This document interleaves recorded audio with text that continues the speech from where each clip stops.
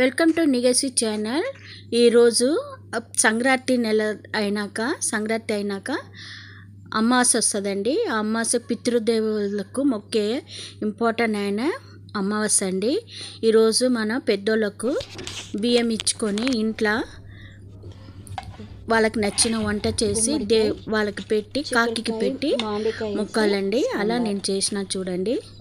చిక్కుడుకాయ, బూడిది గుమ్మడికాయ, మామిడికాయ వేసిన సాంబార్ అండి. కూర ముద్దపప్పు చేసినాము. ఆకుకూర వేసి ముద్దపప్పు. ఇవేమో అరటికాయ ఫ్రై,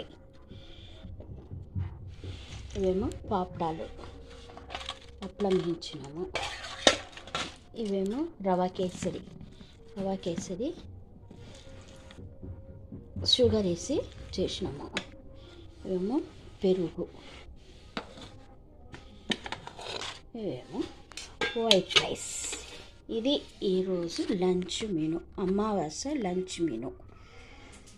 అమావాస్య రోజు అండి అరటికాయ పితృదేవులకు పెట్టే వల్ల భోజనాలు, చిక్కుడుకాయ, గోకరకాయ ఇవన్నీ కంపల్సరీ ఉండాలండి.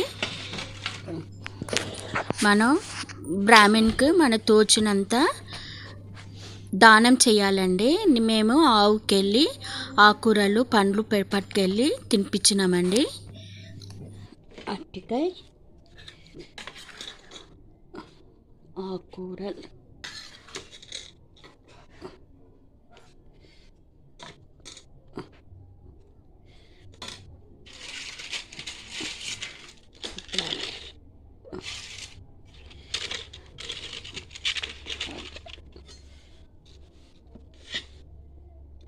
White rice.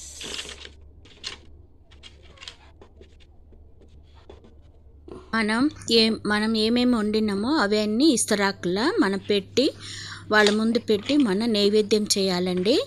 నైవేద్యం చేసినాక కొంచెం దాంట్లో నుంచి కొంచెం తీసి మనం కాకికి పెట్టాలండి.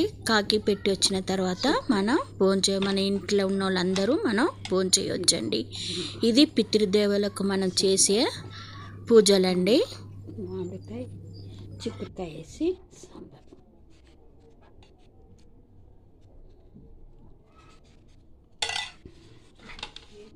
కొంచెం పెద్దోళ్ళకు పెట్టేటప్పుడు కొంచెం పెరుగు వేయాలి పూజ చేసేటప్పుడు.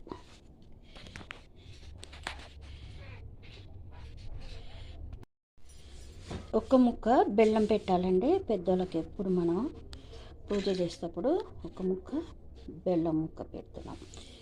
ఇది పెద్దోళ్ళకి పెట్టి పూజ చేసుకొని తినాలండి.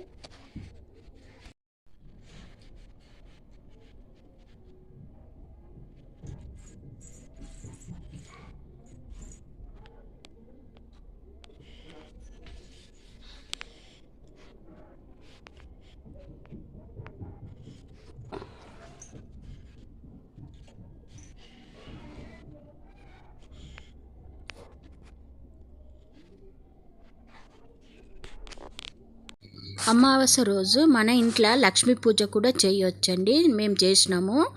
అమ్మవారికి నైవేద్యం పెట్టి పాయసం వడలు చేసి నైవేద్యం పెట్టి మొక్కినామండి. ఎంతో మంచి మేలు కలుగుతుందండి అమావాస్య రోజు లక్ష్మీ పూజ చేస్తే.